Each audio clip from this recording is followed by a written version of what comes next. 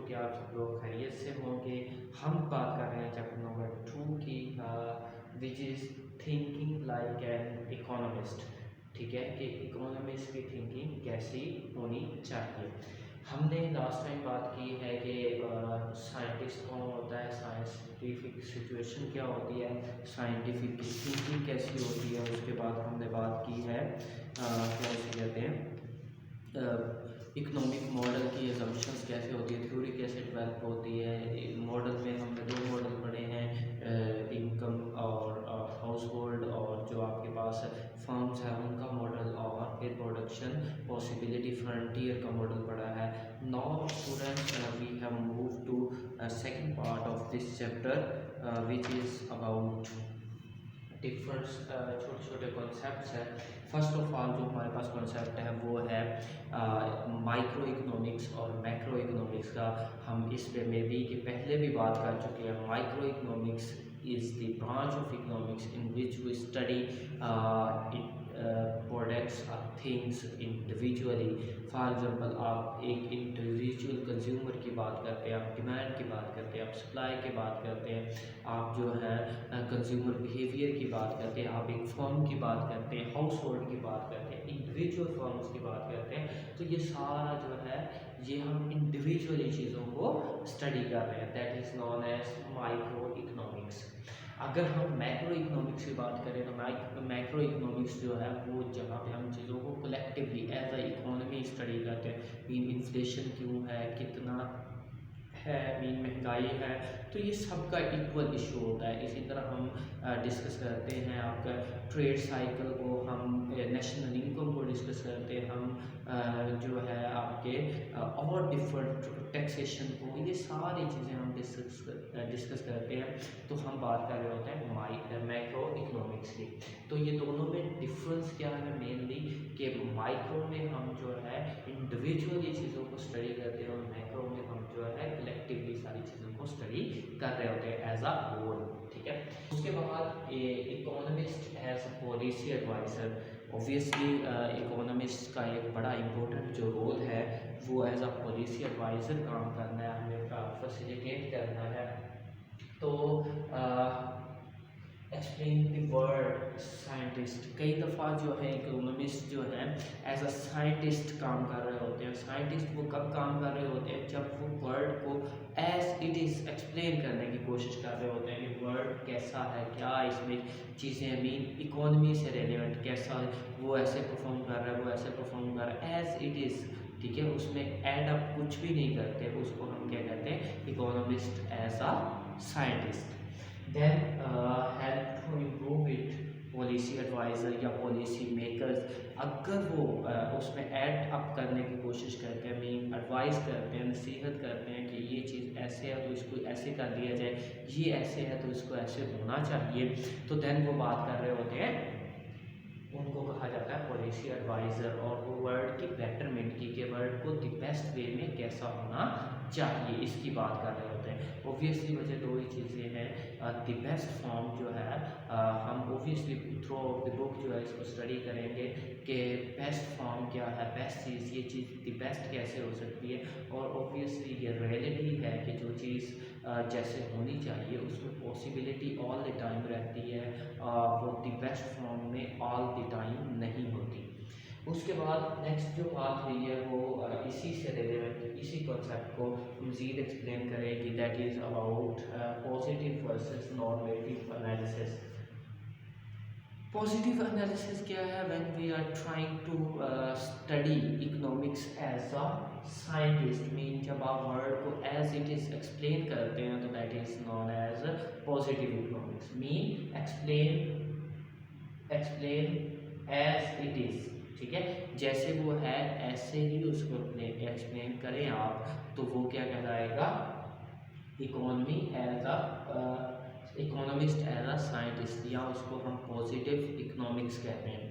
अगर हम उसमें ऐड अप करें, कोई अपनी तरफ से अपनी ओपिनियन, अपनी जो है द बेस्ट वे प्रोवाइड करें कि इसको इस तरह से होना चाहिए, then that will become normative analysis. क्या है, describe how the world should be, explain as it is, जैसे वो है वैसे ही उसको एक्सप्लेन करना, पॉजिटिव इकोनॉमिक्स। और अगर हम कहते हैं describe all the world should be, कि दुनिया को कैसा होना चाहिए, आइडियल सिचुएशन एक्सप्लेन करते हैं, तो दैट इज नॉर्मेटिव इकोनॉमिक्स या normative analysis. Then why economist advice is not always followed, क्यों ऐसा क्यों होता है कि जो इकोनॉमिस्ट हैं उनकी एडवाइस को ऑल द टाइम जो है वो फॉलो नहीं किया जाता। Why it happen and when it happen. देखें, बीइंग इकोनॉमिस्ट आपका काम होता है एडवाइस करना। आप एक नसीहत करते हैं, आप बताते हैं कि चीज़ जो है ये चीज़ इस तरह से होनी चाहिए।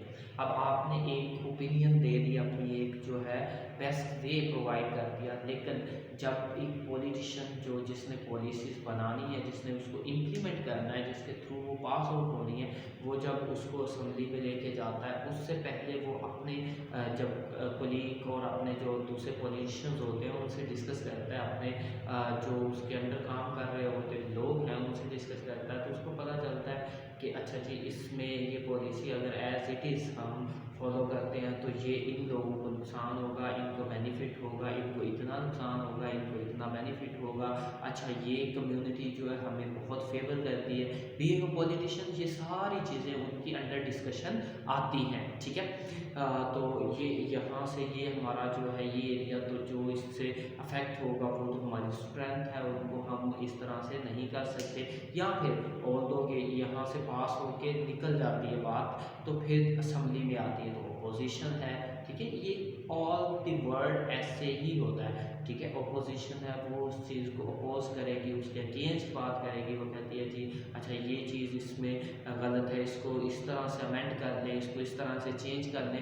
वो सारी चीज़ें जो हैं वो ये सारा प्रोसीजर जब होता है तो यही वजह है कि इकोनॉमिस्ट जो है उनकी एडवाइस को फॉलो नहीं किया जाता ऑल द टाइम। कई दफ़ा चीज़ों को रिजेक्ट करना पड़ता है, बट मोस्ट टाइम जो है वो रिजेक्ट करना पड़ता है। Next and last topic about this chapter is why economist disagree. Economist जो हैं वो चीज़ों से एग्री क्यों नहीं होते, उसके 3 रीज़न यहाँ पे बताई गई है। Difference in scientific judgement. बच्चे एक साइंस की एग्जांपल ले लें, एक पॉइंट के मतलब कुछ साइंटिस्ट कहते हैं कि ये ऐसे है, ऐसे होना चाहिए, ऐसे ही ये ट्रू है, और अदर्स जो है वो कहते हैं नहीं जी ये ऐसे नहीं, ऐसे होना चाहिए, ये ज़्यादा बेस्ट सिचुएशन है। हमने इकोनॉमिक्स में भी पढ़ा, इवन कि इकोनॉमिक्स की डेफिनेशन से रिलेवेंट जो है हमने 3 थॉट्स डिफरेंट पढ़े, जिनको हम जो है क्लासिकल, न्यो क्लासिकल और मॉडर्न थॉट्स के नाम से जानते हैं। जब वहाँ पे डिफरेंस आ जाता है तो इकोनॉमिक्स की जो पॉलिसीज़ हैं, इकोनॉमिक्स के जो थॉट्स हैं, उनमें तो इकोनॉमिस्ट ऑब्वियसली एक दूसरे से डिसएग्री करना कोई बड़ी बात नहीं है। यहाँ पे आपकी बुक में जो एग्जांपल डिस्कस हुई है वो ये है कि आप कहते हैं कि टैक्स लगाना है, तो एक सोसाइटी के लिए फॉर एग्जांपल आप एक सोसाइटी पे टैक्स लगाना चाहते हैं, तो कुछ इकोनॉमिस्ट जो हैं वो कहते हैं कि हमें टैक्स लगाना चाहिए कंजम्पशन पे, कि जो चीज़ बंदा कंज्यूम करेगा उस पर टैक्स लगेगा, तो लोग कंज्यूम कब करेंगे, सेविंग्स की का रुझान जो है वो बढ़ेगा और इससे क्या होगी, इन्वेस्टमेंट होगी। दूसरी पार्टी जो है वो कहती है जी नहीं हमें जस्ट इनकम पे टैक्स लगाना चाहिए, कंजम्पशन पे नहीं लगाना चाहिए, मीन उसमें सेविंग्स और कंजम्पशन दोनों आ जाएंगे, ठीक है।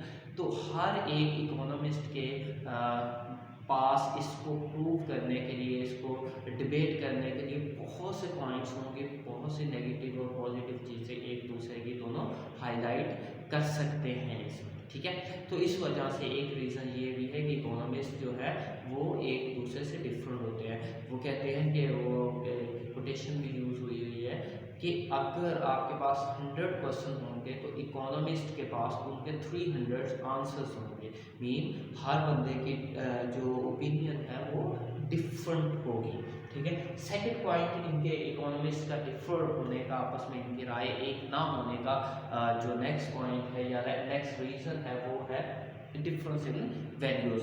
ऑब्वियसली इकोनॉमिस्ट जो है डिफरेंट बैकग्राउंड से, डिफरेंट वैल्यूज से बिलोंग करते हैं। एशियन इकोनॉमिस्ट जो है, यूरोपियन इकोनॉमिस्ट या यूरोपियन इकोनॉमिस्ट जो है अफ्रीकन या अमेरिकन इकोनॉमिस्ट से उसकी वैल्यूज़ मैच नहीं करती, उसके लिए एक चीज़ प्रेफर रखती है तो हमारे लिए दूसरी चीज़ जो है वो प्रेफरेंस रखती है। तो इस वजह से उनकी जो थॉट्स हैं वो भी आपस में डिफर करते हैं। अब अगर मैं इसको थोड़ा सा रिलीजियस पर्पसेस में लेके जाऊँ तो हमारे यहाँ जो इंटरेस्ट है या रिबा जिसको हम अरबी में बोलते हैं या उर्दू में जिसको हम सूद के नाम से जानते हैं वो बैंड है। तो हमारे इकोनॉमिस्ट जो मुस्लिम इकोनॉमिस्ट हैं वो इसके अगेंस्ट अपना ओपिनियन देंगे।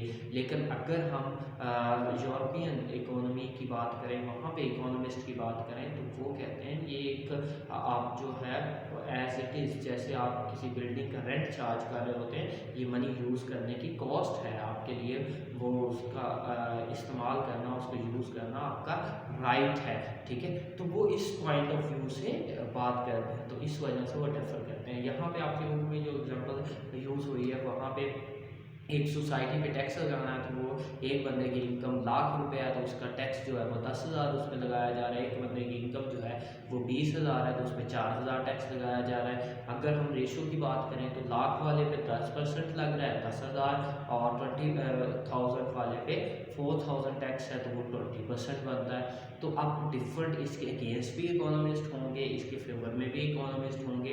तो वैल्यूज़ डिपेंड करती हैं आपके डिफरेंस ओपिनियन पे, ठीक है। जो वैल्यूज़ जैसे जैसे आपकी डिफर करती जाती हैं वैसे ही इकोनॉमिस्ट की जो ओपिनियन है वो भी एज इट इज़ डिफर करती है।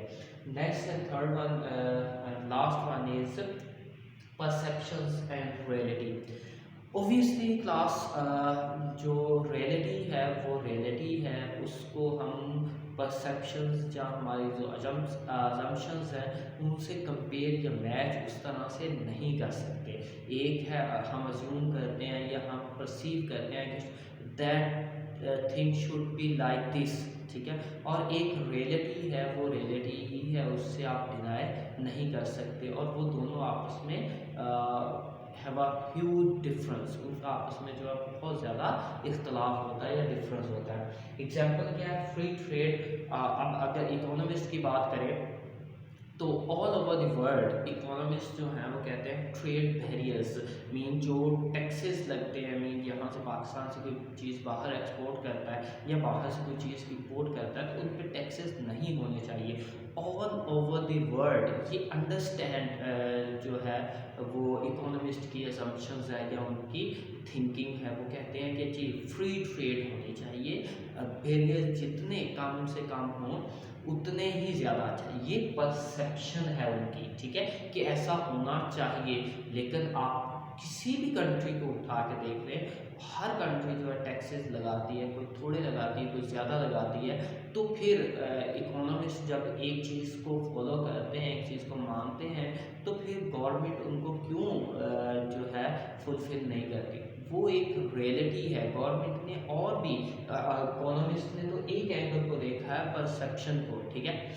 इकोनॉमिस्ट ने जो आपकी गवर्नमेंट होती है उन्होंने रियलिटी को भी देखना होता है। आप अगर टैक्सेस लगाएंगे नहीं तो आपका रेवेन्यू कहाँ से आएगा, आप किस मुल्क से, अगर आप बाहर से इंपोर्ट पे टैक्स नहीं लगाएंगे तो आपकी जो इंटरनल इंडस्ट्री है वो तबाह बर्बाद हो जाएगी। मीन अगर आप टैक्स नहीं लगाएंगे बाहर की जो प्रोडक्ट्स हैं तो चाइना इतना क्लॉथ आपको सस्ता प्रोवाइड कर देगा कि पाकिस्तान में वो क्लॉथ बनना ही बंद हो जाएगा, ठीक है। तो आपकी इकोनॉमी जो है वो बुरी तरह मुतासर होती है, ठीक है।